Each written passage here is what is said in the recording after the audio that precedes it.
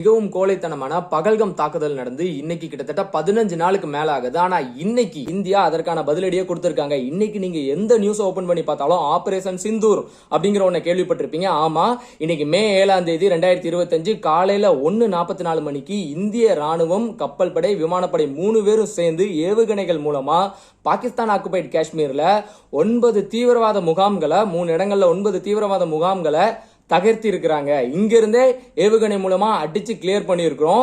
And இது ரொம்பவே ஒரு முக்கியமான ஒரு பதிலடியா இருக்கு. இது ஒரு மிகப்பெரிய போருடைய தொடக்கம் அப்படின்னு கூட சொல்லலாம். ஏன் அப்படின்னு நான் சொல்றேன்னா, இப்போ நம்ம இங்க இருந்து அங்க தீவிரவாத அமைப்புகளை தாக்குதல் பண்ணிருக்கோம். அண்ட் அதுக்கு நம்ம சைட்ல இருந்து, டிஃபென்ஸ் சைட்ல இருந்து போட்ட ட்வீட் என்னன்னா, ஆபரேஷன் சிந்தூர் அப்படி. சிந்தூர்னா என்னன்னு தெரியுதா? குங்குமம்.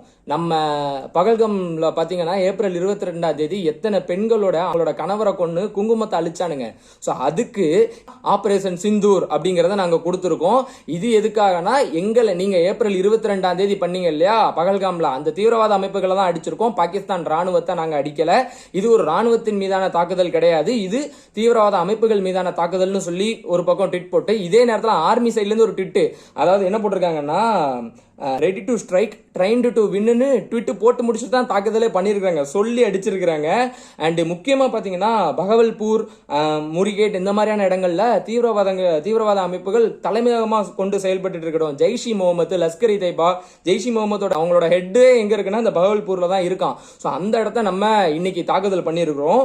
அண்ட் வழக்கம் போல பாகிஸ்தான் நாடகம் ஆட்டணும் இல்லையா, அங்க உள்ள ஆசிஃப் மினிஸ்டர் நிறைய பேசுவார். அவர் என்ன சொல்லியிருக்காருன்னா, இந்தியா பண்ணிருக்கிறது ஒரு கோழைத்தனமான தாக்குதல். இந்தியா எங்கேயுமே தீவிரவாத அமைப்புகளை தாக்கலையா, பொதுமக்கள் வாழக்கூடிய இடத்தை தாக்கி இருக்கோமா, 3 பொதுமக்கள் இறந்திருக்காங்கன்னு சொல்லி அவர் ஒரு பக்கம் சொல்லிட்டு இருக்காரு. ஆனா இந்தியா தெளிவா பிற நாடுகள், பெரிய பெரிய நாடுகள் இருப்பாங்க இல்லையா, பிரிட்டன், சவுதி அண்ட் அமெரிக்கா, இவங்கெல்லாம், ரஷ்யா, இவங்கெல்லாம் கூப்பிட்டு நாங்க தீவிரவாத அமைப்பை மட்டும் தான் அடிச்சிருக்கோம் அப்படிங்கறத தெளிவா சொல்லியிருக்காங்க. ரெண்டு பக்கமும் பதற்றத்தை ஏற்பட்டிருக்கு. ரெண்டு பக்கமும் இல்ல பள்ளி கல்லூரிகள் விடுமுறை கொடுத்தாச்சு. ஜம்மு அண்ட் காஷ்மீர் சரி, அந்த பக்கம் சரி. பாகிஸ்தான்ல முக்கியமா இருக்கக்கூடிய நிறைய விமான நிலையங்களை இன்னைக்கு மூடி வச்சுட்டாங்க. 48 மணி நேரத்துக்கு மூடி வச்சிருக்காங்க.